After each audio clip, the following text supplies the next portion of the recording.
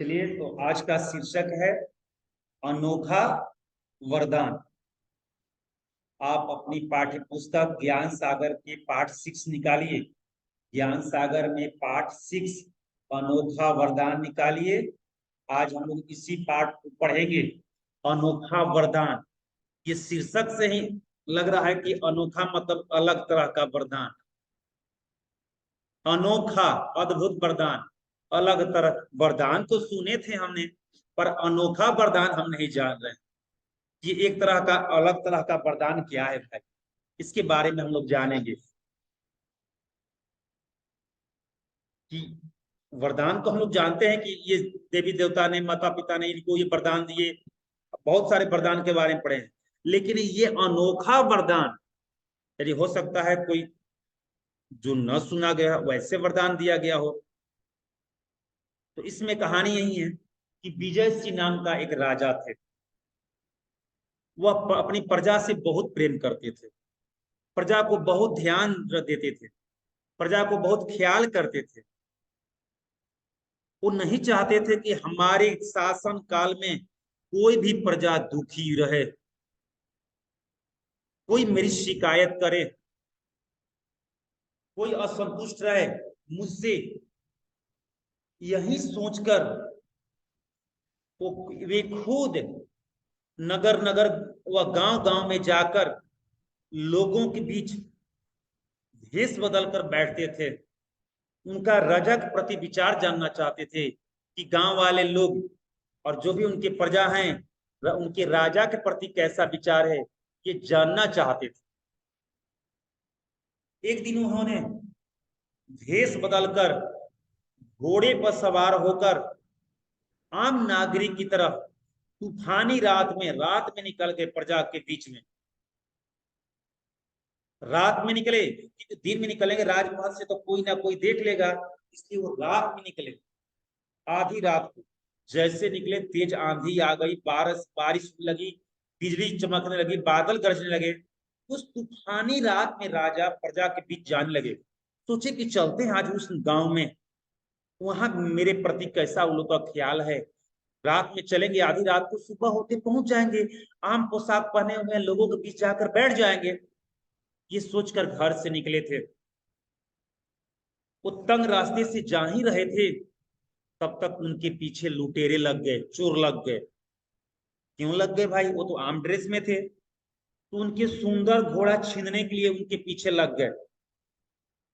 वो तो अपना भेष एक आम नागरिक जैसा बना लिए थे, सिंपल सा वस्त्र पहन लिए थे, साधारण सा वस्त्र पहन लिए थे। पर उनका घोड़ा तो राजा का घोड़ा था, हिस्ट घोड़ा था, सुंदर लग रहा था। उस घोड़ा को कैसे बदलते? अपना तो चेहरा, अपना पोशाक बदल लिए, थोड़ा सा सिंपल व्यक्ति जैसा हो गए, राजा थे भी फिर भी। लेकिन घोड़े का रंग रूप, उसका जो मजबूती होगा, उसको कैसे बदलते? उसी घोड़े को देखकर चोर उनके पीछे लग गए कि अच्छा मौका है, आंधी चल रही है, बिजली चमक रही है, बादल गरज रहे हैं, इसी में इस आदमी का घोड़ा छीन लिया जाए। उस समय चोर को पता नहीं था कि ये राजा है। चोर उनके पीछे लग गए। जैसे उनके पास गए, राजा समझ गए कि चोर हमें लूटना चाहते हैं, चोर हमें लूटना चाहते हैं। वो राजा अपना घोड़ा तेज दौड़ाने लगे, तेज दौड़ाने लगे।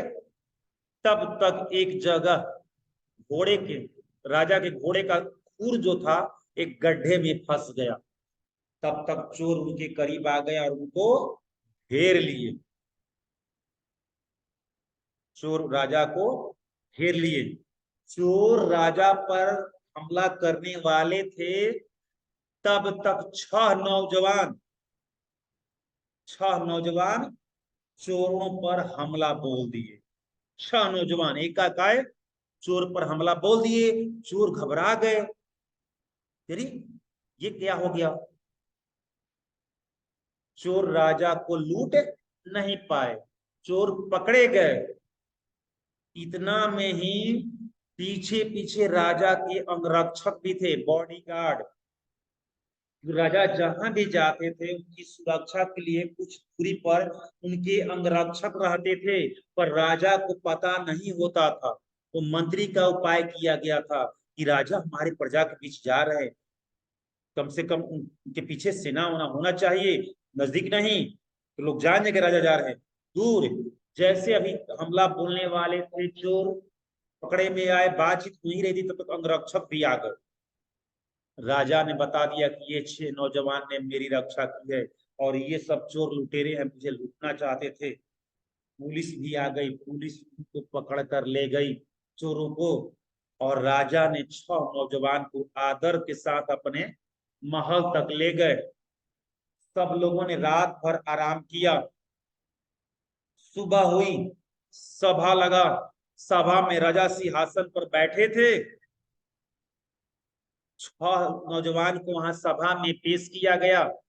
6 नौजवान को राजा के सामने पेश किया गया। जैसे राजा के सामने 6 नौजवान दिखे, राजा झट से अपने सिंहासन से उठे और 6 नौजवान को बारी बारी से गले लगा लिए। वे गले लगा लिए, सबका पीठ थपथपाए, शाबाशी दिए, कहे कि तुम लोगों की वजह से मेरी जान बच गई, नहीं तो कल मेरी जान चली जाती। उनको डर था कि शायद ये जान मारने के लिए चोर आए थे, लेकिन जान मारने के लिए नहीं, उनके सुंदर घोड़े को छीनने के लिए आए थे। उनका तो पोशाक आम आदमी का था, उनको मारने के लिए नहीं आए थे। फिर भी राजा बहुत खुश हुए 6 नौजवान पर और बोले कि आप लोग मुझसे कुछ मांगिए, यदि वो चीज मेरे बस का होगा तो मैं अभी दे दूंगा, आपको पूरा कर दूंगा। अगर मेरे बस में नहीं होगा तभी कहीं आपको ये नाराज होना होगा या आप इसका लाभ नहीं उठा पाएंगे, आपको नहीं मिल पाएगा। और मेरे बस से बाहर ना हो तो मैं अभी आपकी उस अरमान को पूरा कर दूंगा।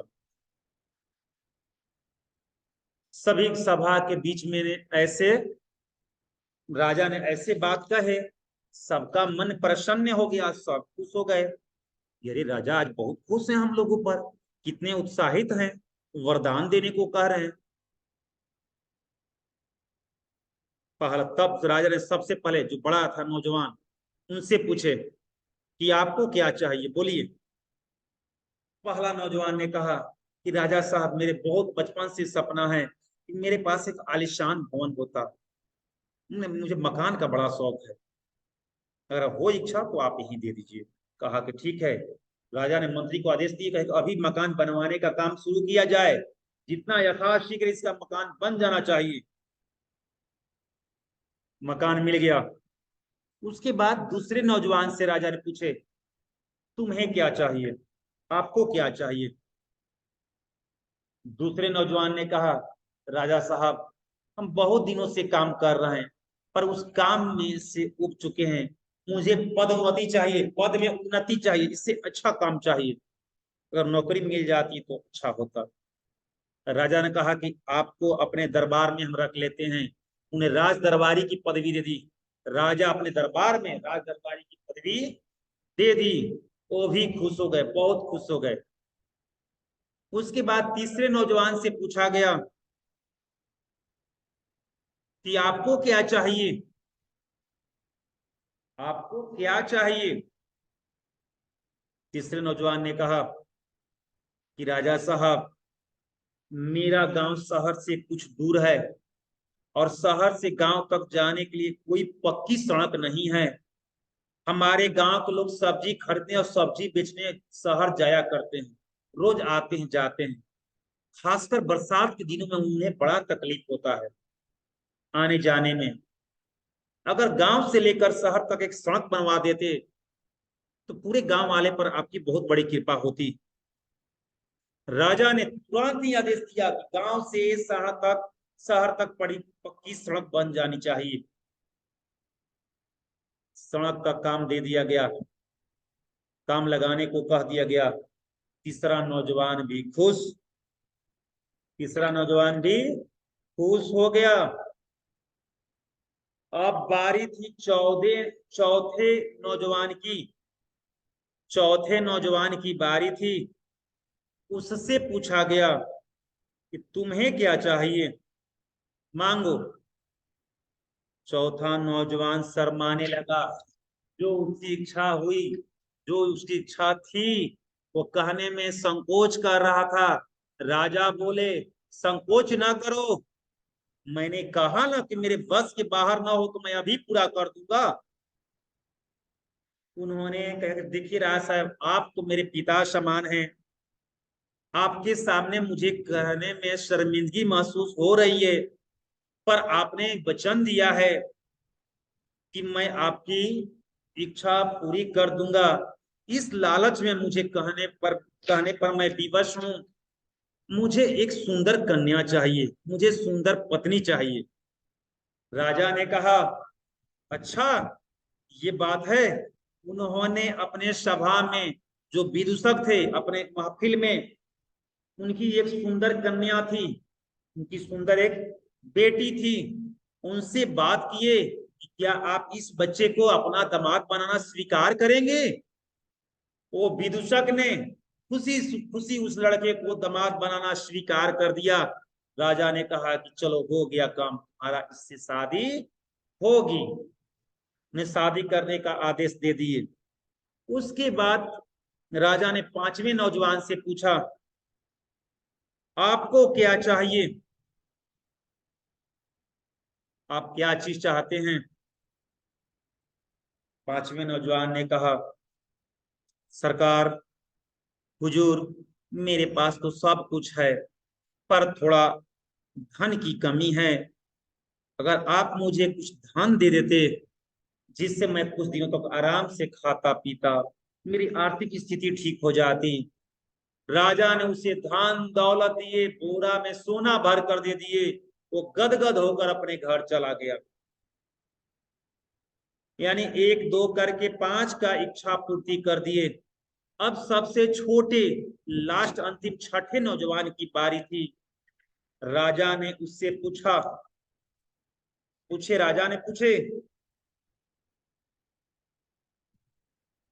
तो उन्होंने कहा कि राजा साहब, मेरी यही इच्छा है कि हम और आप जब तक जीवित रहें, आप वर्ष में एक बार मेरे घर अतिथि बनकर आना स्वीकार करें। मेरे घर अतिथि बनकर आइए। राजा को ऐसी बात सुनकर अचंभा हुआ, हैरान में पड़ गए। उनको अचंभा हुआ, सोचे कि लड़का कहीं मेंटली डिस्टर्ब तो नहीं है। सभा में बैठे लोग भी सोचने लगे, अरे सब लोग धन दौलत सोना क्या क्या मांगे, किसी ने सुंदर पत्नी मांगी, धन मांगे, दौलत मांगे, ये मूर्ख लग रहा है। ये राजा को ही अपने घर बुलाना चाहता है कि खुद खर्च में फंस जाएगा।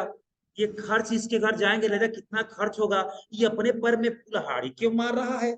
जब दरबार शांत हो गया, सब लोग अचंभित तो रह गए।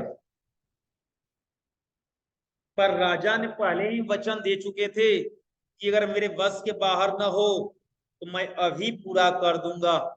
ऐसा वो राजा बोल चुके थे, इसीलिए वो वचनबद्ध थे।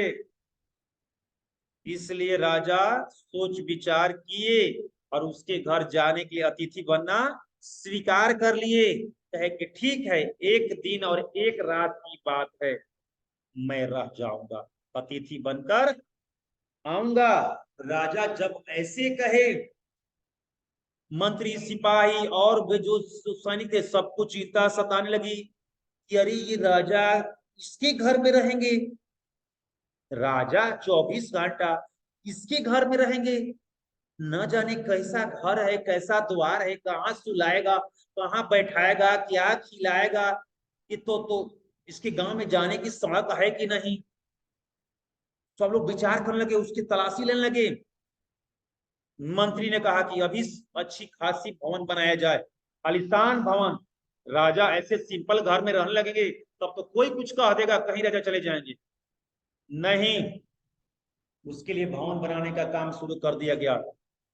फिर कहा कि गरीब राजा का तो भवन बन रहा है, लेकिन यहाँ से राजा के घर से उसके घर तक पक्की सड़क नहीं है। राजा का रथ तो फंस जाएगा, राजा गिर जाएंगे। एक अच्छी सड़क बनाई जाए यहाँ से उसके घर तक।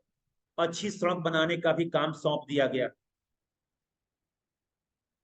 उसके बाद कहा गया, करीब उसका घर में अगर राजा जाएंगे रहने के लिए और वहां पर घर का देखभाल कौन करेगा, कौन झाड़ू पोछा लगाएगा, कौन उसका मेंटेन करेगा। ये गरीब आदमी ऐसा आदमी है कि पता चला कि जब जाने के समय तक घर का कपड़ा बनाकर रख देगा। इसलिए राजा के खाते से जो पैसा जाता था दरबारी को, वैसे दरबारी को उसके घर नियुक्त कर दिया गया। साफ सफाई उसके मेंटेन करने के लिए, खाना बनाने के लिए सब कुछ कर दिया गया। बहुत सारा धन दौलत सोना चांदी सब ले जाकर धर दिया गया, घर को सजा दिया गया। जैसा राजा का घर था वैसा ही वहां घर बना दिया गया। राजा किसी के घर नहीं जाते।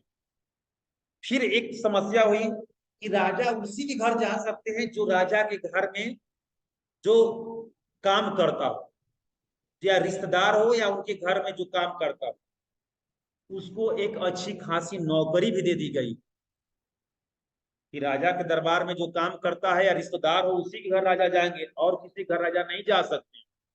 उसको एक अच्छी पदवी दे दी गई। अंतिम बात रहा, महल बन गया, सड़क बन गया। ध्यान से सुनो, महल भी बन गया, सड़क भी बन गया, सोना चांदी भी दे दिए गए, नौकर चाकर भी दे दिया गया, सब कुछ हो गया। उसको भी नौकरी मिल गई। एक अंतिम इच्छा क्या थी? इच्छा नहीं थी, अंतिम विचार था सैनिकों का कि राजा के घर में तो, उसके घर में तो सब सुख सुविधा सब कुछ दे दिया गया, राजा के घर के समान ही उनका घर हो गया सब कुछ। लेकिन राजा जिस घर में रहेंगे, उस घर में उस व्यक्ति के पत्नी को पता होना चाहिए कि राजा का खान पान कैसा है। राजा के मिजाज के बारे में भी पता होना चाहिए। दूसरा क्या जानेगा, 24 घंटा के लिए जाएंगे, राजा को खिला देगी पिला देगी उसकी पत्नी। स्वभाव की सुशील होनी चाहिए, एवं प्यार से खाना खिलाए। तो ऐसा कौन करेगा? राजा की पत्नी तो साथ में जाएगी नहीं।